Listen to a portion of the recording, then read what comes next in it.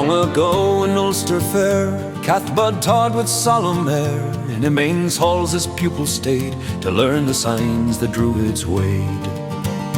8 young boys sat at his knee, seeking what the day might be. One looked up and dared to say, what special fate is born today?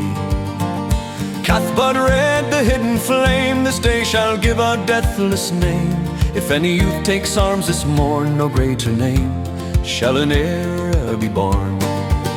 Outside a lad had ceased his play, Cú Chulainn heard the words that day. He turned from games and childhood's charms and set his heart on taking arms. Straight he went to Conchubar, bright-eyed as a rising star. King, he cried, give arms to me, for Ulster's glory I will be. I heard the Druid speak this day, and I will walk that fated way. I will prove my name in war and bear your honor near and far. The king brought arms of common make, but in his hands they bent and brake. No spear could stand, no shield could stay, no sword could bear the boy that day. Then Conchubar with wondering pride set his own weapons at his side, his spears, his sword, his shield so bright, and Cú stood armed in royal might. Then Cathbud came within the hall, and wonder held his heart in thrall. Said Cú, I am the one the signs have shown, the seed of fame your words have sown. The signs spoke more, the Druid cried, great fame shall walk close by your side, but long life shall not be your prize. Brief burns the flame that climbs the skies. Cú laughed, his head held high, one day, one night, then let me die, if after me my name shall flame, and Ireland sings my deeds and name. He took the king's own chariot then, with Joubert driving out from men. Away from Emain's walls they passed, to seek the glory promised fast. Then toward Nantes lands they rolled, past the hills and ridges cold. Joubert pointed from the height to fields below in morning light. There stands the hold of Knechten's line, where cruel sons drink blood like wine. They boast with pride and bloody hand of all they slew from Ulster's land.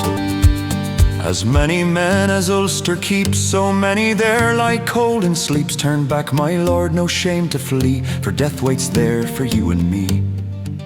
But Cú looked down with fearless eyes where Knechten's hateful towers rise. Then there he said, our wheels shall run, for glory waits at Knechten's dun.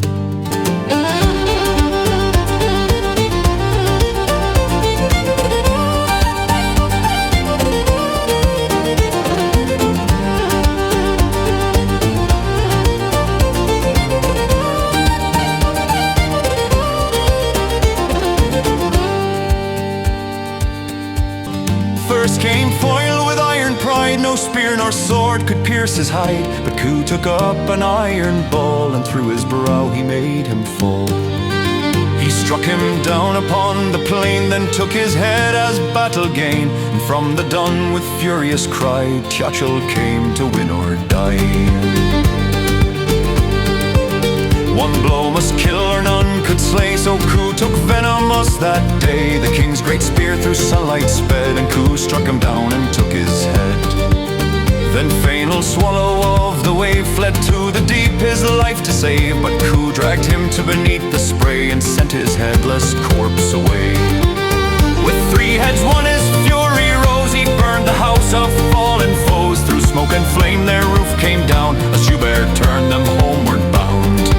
Still battle mad with blood alight, he chased 2 wild stags in flight. On foot he ran them to the ground, and to the chariot they were bound. With sling in hand he marked the skies, where white swans wheeled with startled cries. He struck them down, yet left them live, a stranger gift for fame to give. To Emain came that dreadful sight, 3 heads before him grim and white, stags bound behind and swans in air, around the boy with bloody hair. Levarchem looked out in dread, and saw the road before him red. He comes, she cried, with battle's breath, his young hand stained with blood and death. To Conchubar this word I bear, cool his rage with urgent care. For if his fury takes the plain, the men of Ulster may be slain. The king looked forth and knew the sign that wrath had crossed the mortal line. The boy who rode from glory's flood had reddened both his hands in blood. Then Ulster's folk devised their plan to cool the wrath no weapon can. 3 groups of women forth were led to stand before his chariot red. They bared themselves before his might, and Cú in shame turned from the sight. The wildness broke, the fury fled, the battle fire within her red. They drew him in through Amain's door and washed the blood and dust of war. In feasting clothes they dressed him bright and praised his deeds by hall firelight. Thus first great victory was won by Ulster's hound, the deathless son. A child had gone in arms that day, a legend came from battle's way.